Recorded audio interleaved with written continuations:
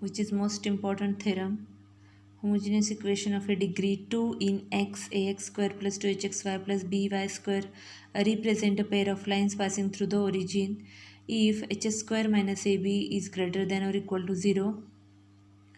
We know that the combined equation of a pair of lines passing through the origin, which is nothing but the homogeneous equation of a degree 2 in x and y. Here we have to prove that homogeneous equation of a degree 2 in x represents a pair of lines passing through the origin. But this is the necessary condition. h square minus ab is greater than or equal to 0 असेल तरच आणि तरच फक्त homogeneous equation of a degree 2 which represent a pair of lines passing through the origin. या ठिकाणी त्यासाठी geometric figure वापरलेली आहे. जॉमेट्रिक फिगर म्हणताना कोऑर्डिनेट जॉमेट्री वापरलेली आहे. X x dash Y Y dash आणि एक लाईन काढलेली आहे passing through the origin. Second line कुठली हे आपल्याला प्रूफमध्ये लक्षात येईल. Consider the homogeneous equation of a degree 2 in x and Y.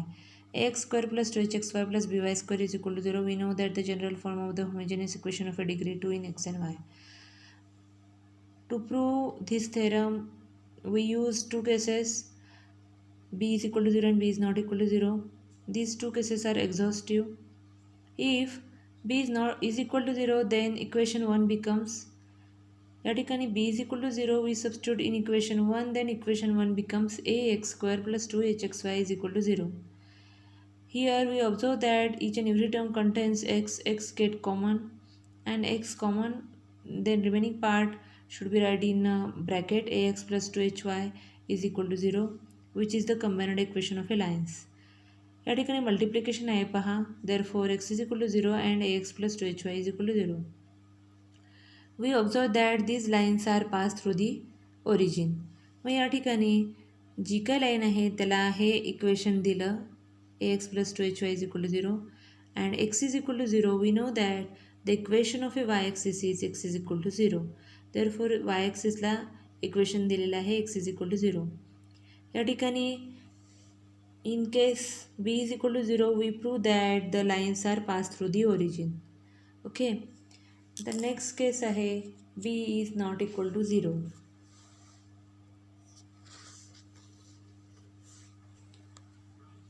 If case second b is not equal to 0, then we multiply equation 1 by b.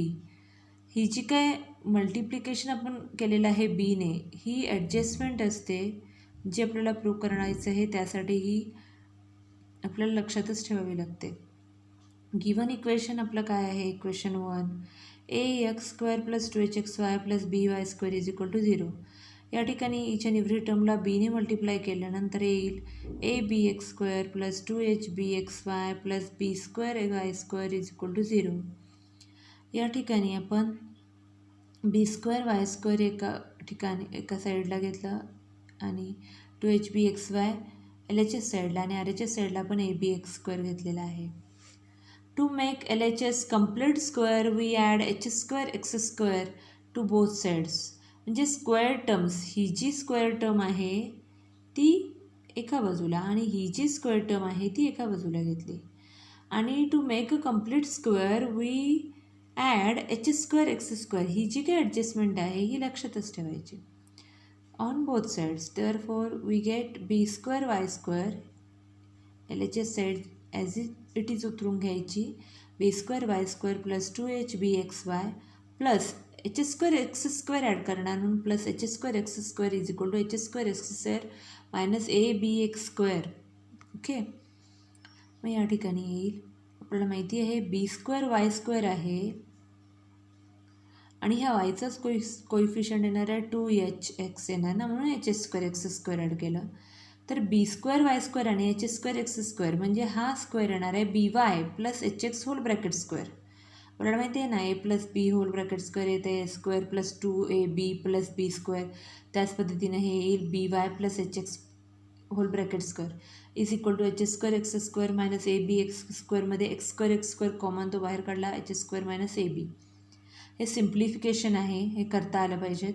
B Y plus H x whole bracket square is equal to h square x, हे जे काय आहे ना ह्या ब्रॅकेटचा square route आणि त्याचा square घेतला मिळणार square root of H square minus A B whole bracket square into X square as H square minus A B is greater than or equal to 0.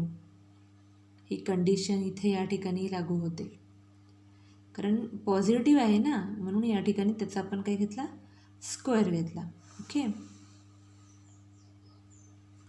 मग B Y plus H x whole bracket square as it is, आणि ही term या बाजूला आपण minus करून घेतली, minus square root of H square minus A B whole bracket square into X square is equal to 0. मग या ठिकाणी आपल्याला माहिती आहे ए स्क्वेअर मायनस बी स्क्वेअरचा फॉर्म्युला हा A square minus B square is equal to A minus B plus into A plus B. मग या ठिकाणी येईल बी Y plus H X plus square root of H square minus A B whole into X येईल काय येणार, एकदा plus आणि एकदा मायनस, ह्या दोन टर्म एकदा प्लस करणार आणि एकदा मायनस. ओके, मग या ठिकाणी येईल प्लस, या ठिकाणी येईल मायनस, ह्या ब्रॅकेटमधले हा ब्रॅकेट ॲज इट इज, हा ब्रॅकेट ॲज इट इज, आणि त्याच्यामध्ये येणार प्लस. इथे पण तसंच, हा ब्रॅकेट त्याच्यामध्ये येणार मायनस, एकदा प्लस एकदा मायनस झालं. मग आता ह्या दोन्हीचं मल्टिप्लिकेशन, याच्यामध्ये ही जी काय एच एक्स आहे एच एक्स, तर हे एच एक्स आणि याच्यामध्ये एक्स कॉमन निघते पहा, ते एक्स कॉमन काढलं, मग राहणार एच प्लस हा square root of H square minus A B into X plus B Y. So इथं पण येणार H minus square root of H square minus A B into X plus B Y is equal to 0. त्या ठिकाणी दोन square box आहेत बघा, आणि त्याचं मल्टिप्लिकेशन 0 आलं. याचा अर्थ काय मिळालेला आहे, कंबायनड इक्वेशन. मग which is the combined equation of a lines H plus square root of म्हणजे this bracket into X plus B Y is equal to 0 and h minus square root of h square minus ab into x plus by is equal to 0. As b is not equal to 0, we can write these equations in the form y is equal to m1x and y is equal to m2x. आपल्याला माहिती आहे आपण दिलेले given equation आपण ह्या फॉर्ममध्ये लिहून त्याचं स्लोप फाइंड आउट करू शकतो.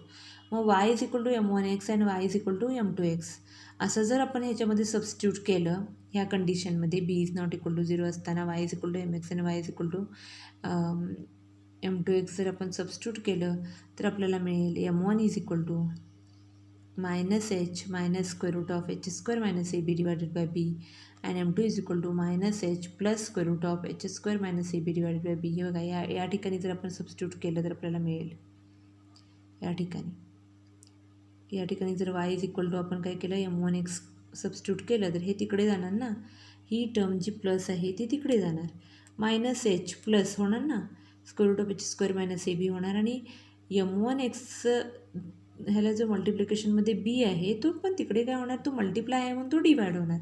मग आपल्याला m1 मिळणार minus H minus square root of H square minus A B divided by B आणि m2 मिळणार minus H plus square root of H square minus A B divided by B.